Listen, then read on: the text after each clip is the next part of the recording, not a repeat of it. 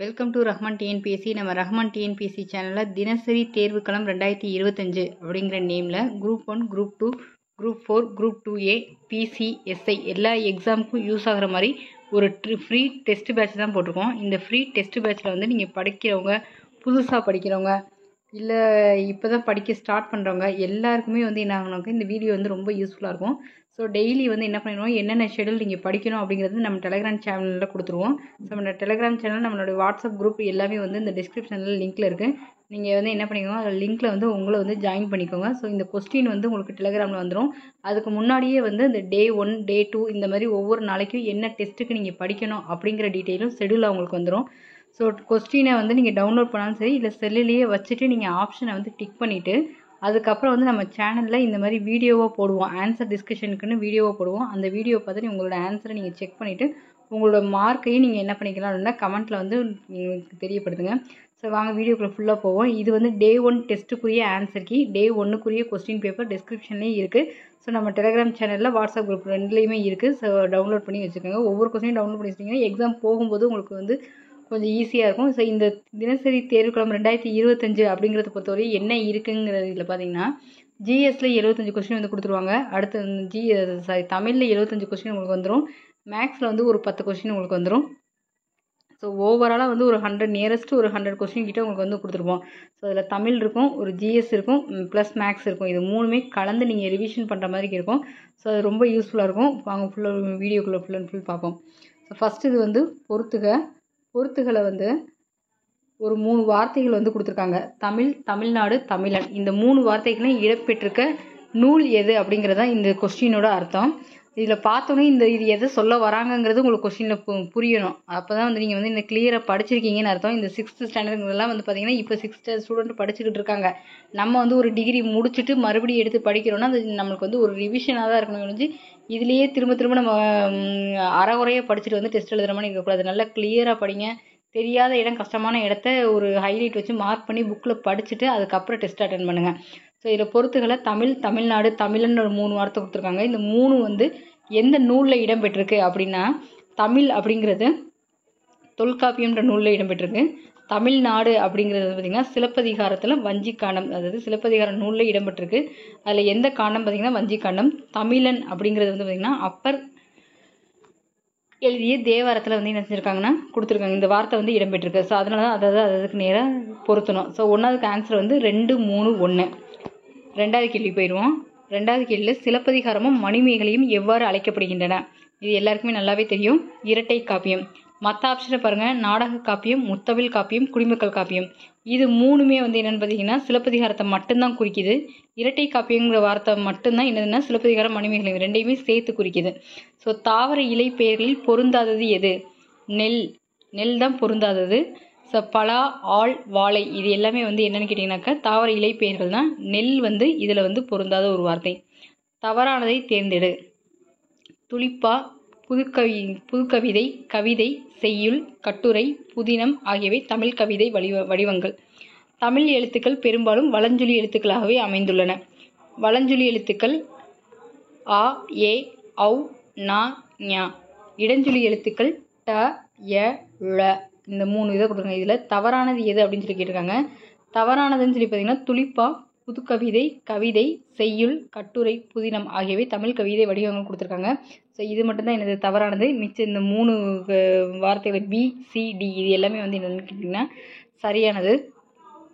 தமிழில் நமக்கு கிடைத்த இதிலேயே கூட உங்களுக்கு கொஸ்டினாக கூட கேட்கலாம். வலஞ்சொலி எழுத்துக்களில் பொருந்தாதது எது, இடஞ்சொலி எழுத்துக்களில் பொருந்தாதது எதுன்னு கூட அவங்க கொடுக்கலாம். தமிழில் நமக்கு கிடைத்த மிக பழமையான நூல் அப்படின்னா தமிழில் நமக்கு கிடைத்த மிக பழமையான நூல் தொல்காப்பியம். ஸோ அடுத்து வந்து பாருங்கள், இந்த மீன், வேளாண்மை, வெள்ளம், உழவர் அப்படின்னு 4 வார்த்தைகள் கொடுத்து இந்த 4 வார்த்தைகளையும் பொறுத்து சொல்லியிருக்காங்க. இந்த 4 வார்த்தைகள் வந்து எந்தெந்த நூல்களில் வருங்கிறது பார்ப்போம். ஸோ மீன் அப்படின்னு சொல்கிறது வந்து குறுந்தொகை, வேளாண்மை அப்படிங்கிறது கலித்தொகை, வெள்ளம் அப்படிங்கிறது பார்த்திங்கன்னா மீன் அப்படிங்கிறது குறுந்தொகை, வேளாண்மைங்கிறது கலித்தொகை, வெள்ளம் அப்படிங்கிறது பதிற்றுப்பத்து, உழவர் அப்படிங்கிறது நற்றிணை. ஓகேவா? 2, 3, 4, 1 தான் இந்த 6க்குரிய ஆன்சர். ஸோ கீழ்கண்ட கூற்றுகளை ஆராய்க. பாரதிதாசனின் இயற்பெயர் சுப்பிரமணியன். பாரதியாரின் இயற்பெயர் சுப்புரத்தினம். பாவல்லேறு பெருஞ்சித்திரனின் இயற்பெயர் மாணிக்கம். ஸோ இந்த 3 கூற்று கொடுத்துருக்காங்க. இது 3ல் எது வந்து கூற்றுகளை ஆராய்கன்னு கொடுத்து கீழே வந்து தவறு மட்டும் கொடுத்துருக்காங்க. அதாவது இதில் எது தவறு எது சரிங்கிறத பார்ப்போம். ஸோ சுப்பிரமணியன்னாலே பாரதியாரோட இயற்பெயர்னு எல்லாருக்குமே தெரியும். ஸோ அதே மாதிரி இது ரெண்டுமே வந்து என்ன இருக்குது, மாறி இருக்குது. அதனால் 1, 2 தவறு. பாவலர் பெருஞ்சித்திரனின் இயற்பெயர் வந்து துரைமாணிக்கம், அது வந்து சரியானது. ஸோ அப்போ 1, 2 மட்டும் தப்பு, அது 2 இடம் மாறி இருக்குது, 3 மட்டும் சரி. ஸோ அடுத்து கடல் நீர் ஆவியாகி மேகமாகும், பின்னர் மேகம் குளிர்ந்து மழையாக பொழியும் என்று பழந்தமிழ் இலக்கியங்களான டேஸ் நூல்களில்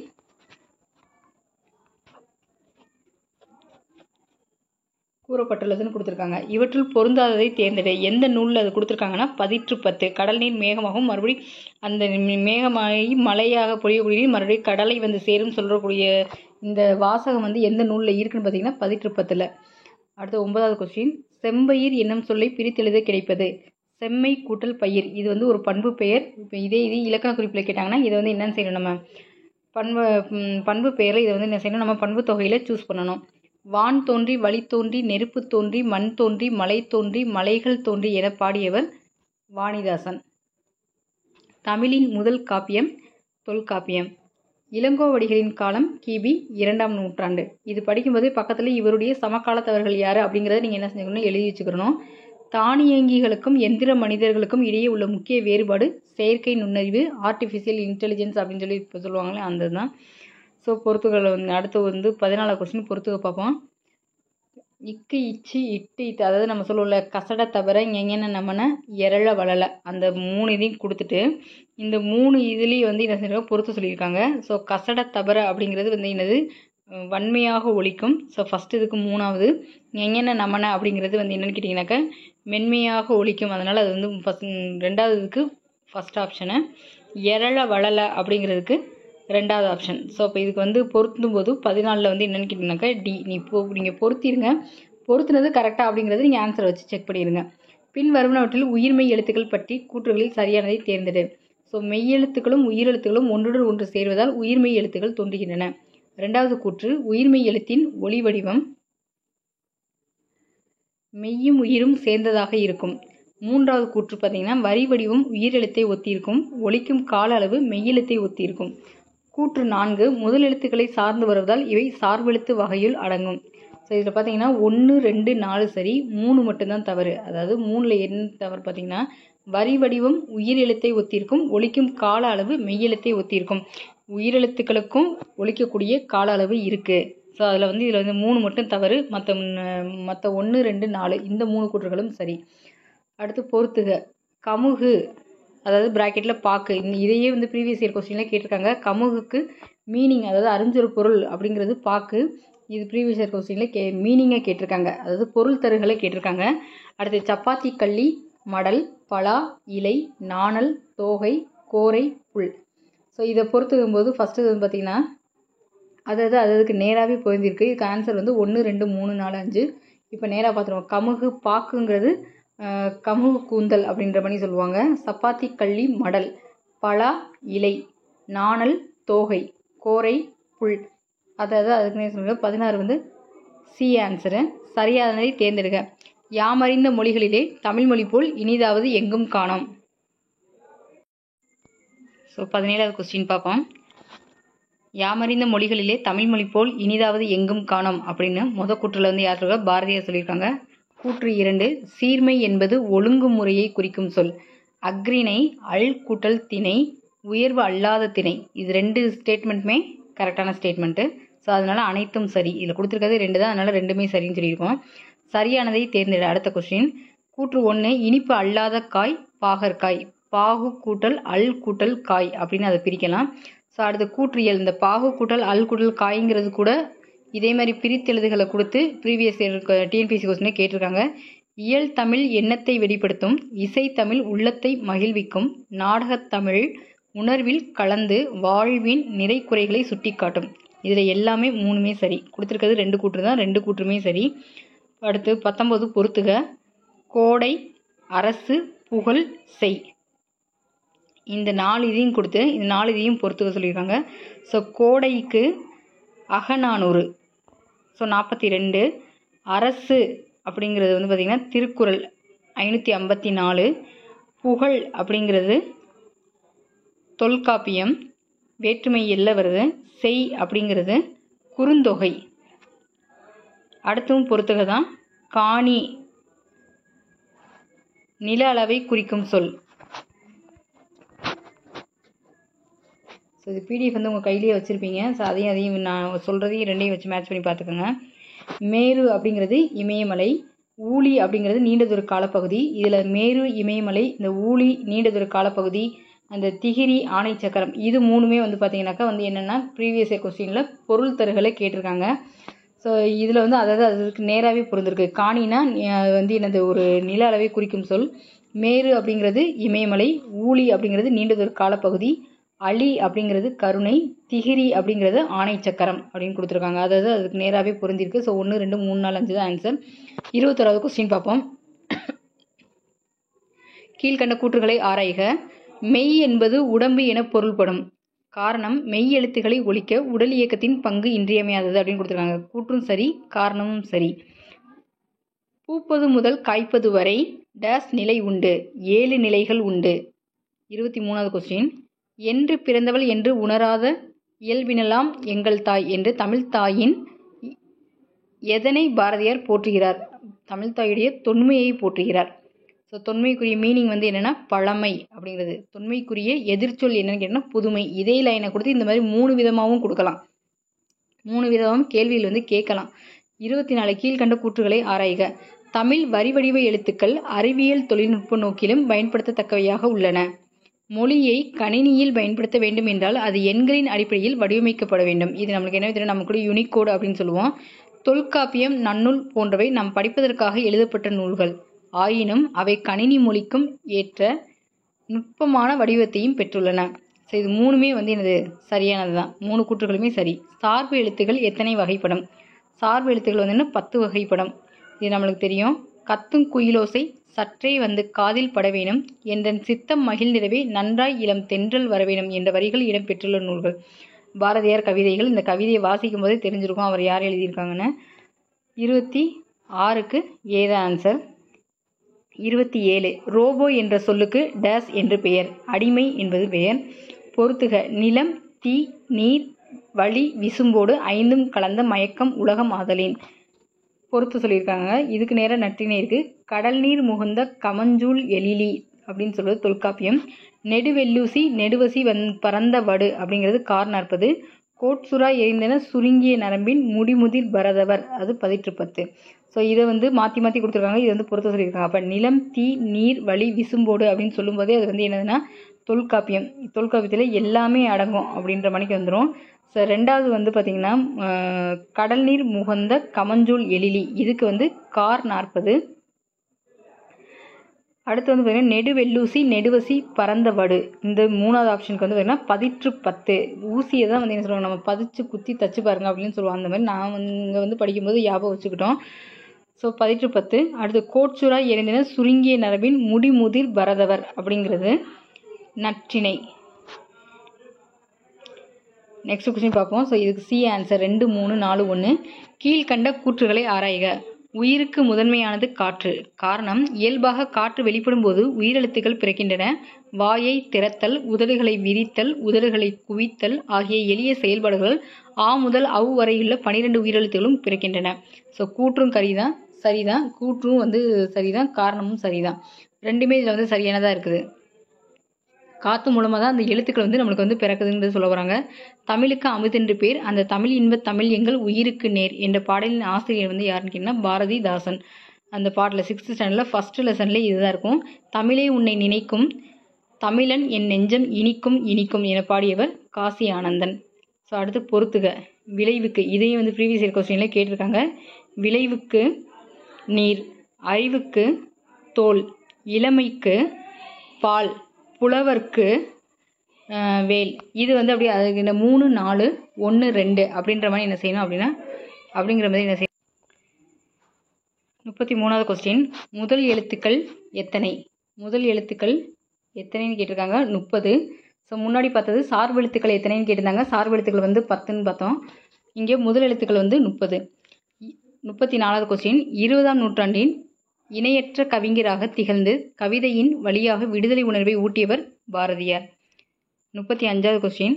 தமிழ் கூட்டல் எங்கள் என்பதை சேர்த்தெழுத கிடைக்கும் சொல் தமிழெங்கள் அப்படிங்கிறது. அடுத்த கொஸ்டின் 9 ஒன்று இருக்கு. பாரதியார் எழுதிய நூல்களில் பொருந்தாததை தேர்ந்தெடு. பாஞ்சாலி சபதம், குயில் பாட்டு, கண்ணன் பாட்டு, அழகின் சிரிப்பு. இதில் 3 பாரதியார் எழுதினது. அழகின் சிரிப்பு மட்டும் பாரதிதாசன் எழுதின நூல். ஸோ அது மட்டும்தான் இதில் வந்து தவறானது. கீழ்கண்ட கூற்றுகளை ஆராய்க. கூற்று. பாரதிதாசன் புரட்சி கவி என்று போற்றப்படுகிறார். அது நம்மளுக்கு பார்த்தோன்னே தெரியும் இது தவறுன்னு. இவர் தம் கவிதைகளில்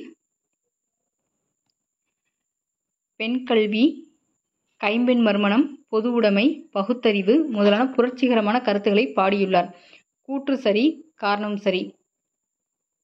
அதாவது இந்த இதில் வந்து பார்த்தீங்கன்னாக்கா கீழ்கண்ட கூற்றுகளை ஆராய்களை பாரதிதாசன் புரட்சி கவி என்று போற்றப்படுகிறார்.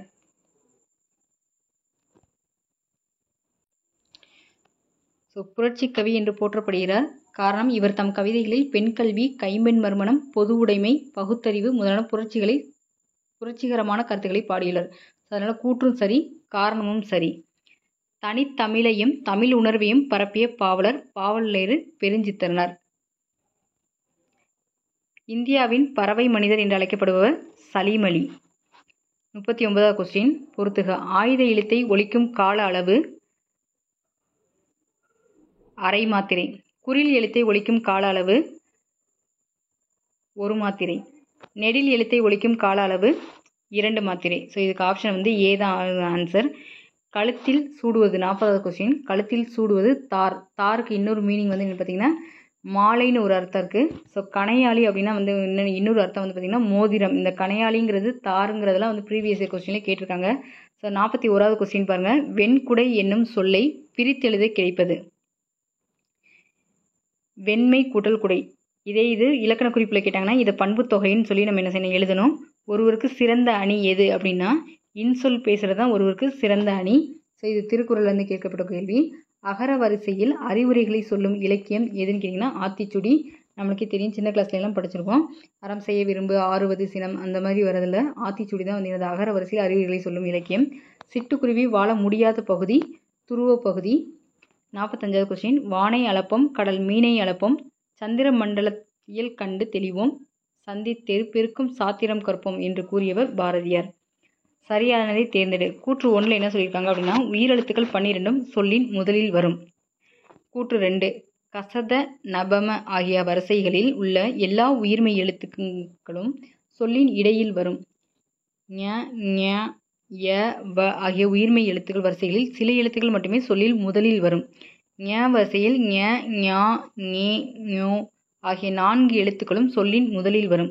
ஸோ இதில் 1 3 4 மட்டும்தான் சரி. 3 மட்டும் என்ன 2 மட்டும் வந்து உங்களுக்கு என்னென்னா தவறு. ஸோ அதனால் 1 3 4 சரி மட்டும். இதுக்கு ஆன்சர் வந்து சி. பொறுத்துக. 47ல் மீத்திறன் கணினி. இந்த மீத்திறன் கணினிக்கு அதுக்கு நேராக இருக்கக்கூடிய இங்கிலீஷ் வேர்டு மீனிங்ஃபுல்லான இங்கிலீஷ் வேர்டு எதுன்னு சொல்லி கேட்டிருக்காங்க. ஸோ அதை தான் நம்ம இந்த இடத்துல என்ன செய்ய போகிறோம் பொறுத்த போகிறோம். இதுக்கு 4, அதாவது மீத்திறன் கணினி அப்படிங்கிறது 4வதுல சூப்பர் கம்ப்யூட்டர் அப்படின்னு இருக்கு. ஸோ அடுத்து பாருங்கள் இன்டெலிஜென்ஸ் வலசை அப்படிங்கிறது வந்து பார்த்திங்கன்னா மைக்ரேஷன். அடுத்து 3வது வந்து புலனம்.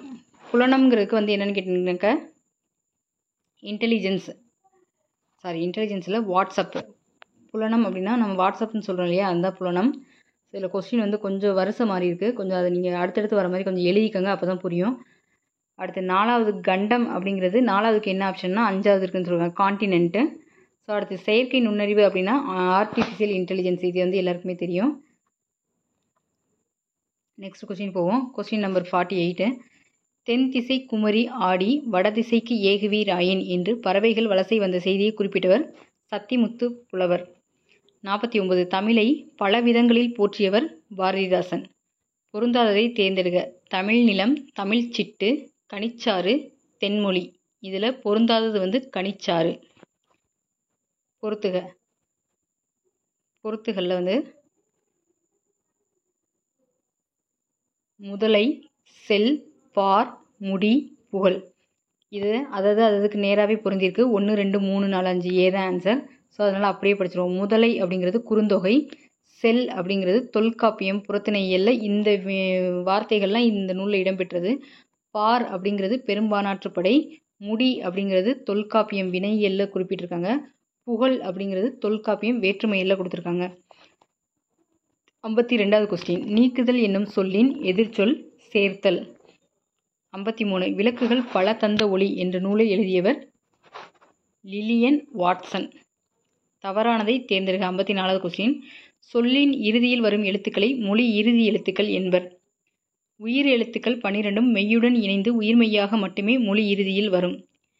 இஞ்சு, இன்னு, இந்து, இம்மு, இய்யு, இழு, இல்லு, இவ்வு, இள்ளு, இல்லு, இன்னு ஆகிய மெய்யெழுத்துக்கள் 11ம் நூலின் இறுதியில் வரும். ஆயுத எழுத்து சொல்லின் இறுதியில் வரும். ஆயுத எழுத்து சொல்லின் இறுதியில் வராது. அதனால கடைசி இருக்க 1 மட்டும் டி மட்டும்தான் தப்பு. 55வது கொஸ்டின், பொறுத்துக. அறத்துப்பால், பொருட்பால், இன்பத்துப்பால் 3 கொடுத்துருக்காங்க. இந்த 3ஐயும் வந்து பொறுத்து சொல்லியிருக்காங்க. ஸோ அறத்துப்பாலில் 38 அதிகாரம், பொருட்பாலில் 70 அதிகாரம், இன்பத்துப்பாலில் 25 அதிகாரங்கள். அந்த அதிகாரங்களை இதில் பொறுத்து சொல்லியிருக்காங்க. ஸோ அடுத்து 56வது கொஸ்டின், ஊழி பல 100 கண்டதுவாம் அறிவு ஊற்றெனும் நூல் பல கொண்டதுவாம் என்ற பாடல் இடம்பெற்றுள்ள நூல் தமிழ் கும்மி. 57, ஸோ அந்தந்த நூல் வரும்போது அவங்க யார் எழுதுனாங்க அப்படிங்கிறதையும் பக்கத்தில் எழுதிட்டே வாங்க. அந்த நூலில் எத்தனை ஏதாவது வருடங்கள் ஏதாவது இருந்தால் அப்படியே அந்த கொஸ்டின் கிட்டே சின்ன சின்னதாக எழுதிட்டே வாங்க. இப்போ ஒரு கொஸ்டின் படிக்கும்போது நீங்கள் வந்து இந்த 360 டிகிரியில் படித்த மாதிரி இருக்கும்.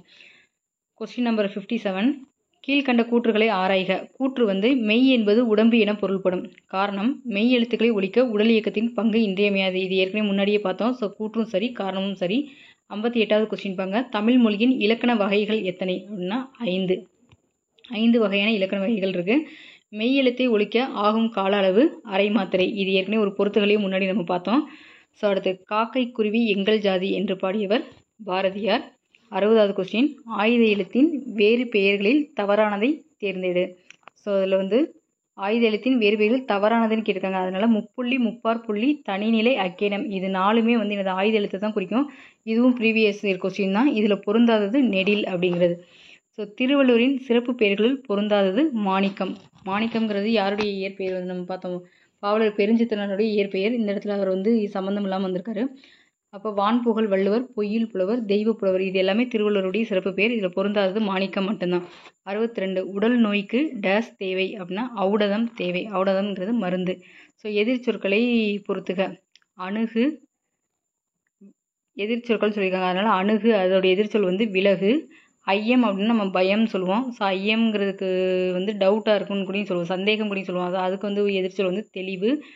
ஊக்கம் அப்படிங்கிறது அதோடைய எதிர்ச்சொல் சோர்வு. உண்மைக்கு எதிர்ச்சொல் பொய்மை. நெக்ஸ்ட் கொஸ்டின் பார்ப்போம். 64, மனிதர்களுக்கு மருந்தாக விளங்குவது எது அப்படின்னா ஊக்கம். ஊக்கம் வெற்றி தரும் என்றும் அறிவியலை வெல்லும் ஏன் என்று கேள், ஐயம் தெளிந்து சொல் என்று கூறுபவர் நெல்லை சூமுத்து. நுட்பமாக சிந்தித்து அறிவது நுண்ணறிவு. 67வது கொஸ்டின், மனிதன் எப்போதும் உண்மையையே உரைக்கின்றான். 68வது கொஸ்டின், தவறானதை தேர்ந்தெடுக்க. ஆண் குருவியின் தொண்டை பகுதி சிவப்பு நிறத்தில் இருக்கும், உடல் பகுதி அடர் பழுப்பாக இருக்கும். பெண் குருவியின் உடல் முழுவதும் மங்கிய பழுப்பு நிறத்தில் இருக்கும். சிட்டுக்குருவி கூடு கட்டி வாழும் பறவை இனத்தை சார்ந்தது. கூடு கட்டும் காலங்களில் சத்தமிட்டு கொண்டே இருக்கும். அடுத்து, கூடு கட்டிய பின் 3 முதல் 6 முட்டைகள் வரை இடும். 14 நாட்கள் அடை காக்கும். 15ஆம் நாளில் குஞ்சுகள் வெளிவரும். ஸோ இதில் தவறானது, ஆண் குருவியின் தொண்டை பகுதி சிவப்பு நிறத்தில் இருக்கும், உடல் பகுதி அடர் பழுப்பு நிறமாக இருக்குங்கிறது தான் தவறு. ஸோ 69வது கொஸ்டின், கிணறு என்பதை குறிக்கும் சொல் கேணி. இதுவும் ப்ரீவியஸ் இயர் கொஸ்டின். கதிரவனின் மற்றொரு பெயர் ஞாயிறு. இதுவும் ப்ரீவியஸ் இயர் கொஸ்டின் தான். தவறானதை தேர்ந்தெடு. மெய்யெழுத்துக்கள் 18ம் சொல்லின் இடையில் வரும். ஆயுத எழுத்து சொல்லின் இறுதியில் மட்டுமே வரும். ஏற்கனவே நம்ம பார்த்துட்டோம், ஆயுத எழுத்து அந்த அக்கன்னா நம்ம சொல்லக்கூடியது சொல்லோட இறுதியில் வராது, அதை வாசிக்கவும் முடியாது. எஃகு அப்படின்னா நடுவில் மட்டும்தான் வரும், அதில் அந்த எழுத்து கடைசியில் வராது. உயிர்மெய் எழுத்துக்கள் சொல்லின் இடையில் வரும். ஸோ இது 2 சரி. ஆயுத எழுத்து சொல்லின் இறுதியில் மட்டும் வரும் மட்டும் தப்பு. அடுத்து 72வது கொஸ்டின், ஞாயிறு போற்றுதும் காவிரி நாடன் திகிரி போல் பொற்கோட்டு மேரு வளம் திரிதலான் என்று இயற்கையை போற்றும் நூல் எதுன்னு கேட்டிருக்காங்க. ஸோ இதுவும் வந்து என்னென்னா ப்ரீவியஸ் இயர் கொஸ்டின் தான், சிலப்பதிகாரம். 73வது கொஸ்டின் பாருங்கள், ஓரறிவு முதல் 6 அறிவு வரை வகைப்படுத்தியவர் யாருன்னா தொல்காப்பியர். அடுத்து, நாராய் நாராய் செங்கால் நாராய் என்னும் பாடலை எழுதியவர் சத்திமுத்து புலவர். திரவப் பொருட்களை எவ்வளவு அழுத்தினாலும் அவற்றின் அளவை சுருக்க முடியாது என்ற அறிவியல் கருத்து ஆழ அமுக்கி முகக்கினும் ஆழ்கடல் நீர் நாளி முகவாது நாள் நாளி என யாருடைய பாடல் கூறப்பட்டதுன்னா ஔவையாருடைய பாடல். ஸோ இதோடய வந்து உங்களுக்கு பார்த்தீங்கன்னாக்கா தமிழ் கொஸ்டினுடைய ஆன்சர் கீ தான் இது. இந்த தமிழ் கொஸ்டினுக்கு full and full answer key பார்த்துட்டோம். ஸோ இதோட நெக்ஸ்ட் வீடியோவில் இந்த ஜிஎஸ்க்குரிய ஆன்சர் கீயை டீட்டெயிலாக வந்து நம்ம பார்ப்போம். ஓகே, கொஞ்சம் நம்ம சேனலை வந்து சப்ஸ்கிரைப் பண்ணுங்கள். இந்த வீடியோ வந்து பிடிச்சிருந்தா லைக் பண்ணுங்கள். படிக்கிறவங்களுக்கு இந்த வீடியோ வந்து ஷேர் பண்ணுங்கள். கிளியராக படிச்சுட்டு குழப்பம் இல்லாமல் டெஸ்ட் எழுதுங்க. அரைகுறையாக படிச்சுட்டு எழுதினீங்கன்னா உங்களுக்கு வந்து புரியாது. ஸோ படிக்காதவங்களும் சரி, பாதி படிச்சிருக்கவங்களா இருந்தாலும் சரி, இதை வந்து ஒரு ரிவிஷனாகவும் எடுத்துக்கோங்க. எக்ஸாம் வந்து ஜூலை மாதத்தில் வரப்போகுது. ஸோ நாள் வந்து ரொம்ப கம்மியாக இருக்குது. டெஸ்ட்டை வந்து நீங்கள் வந்து ஒரு நேர்மையாக படித்து இந்த தேர்வு களம்ன்ற இலவச தேர்வை வந்து நீங்கள் என்ன பயன்படுத்திக்கோங்க. தேங்க்யூ. நெக்ஸ்ட்டு ஜிஎஸ் வீடியோவும் மேக்ஸ் வீடியோவும் சேர்த்து பார்ப்போம்.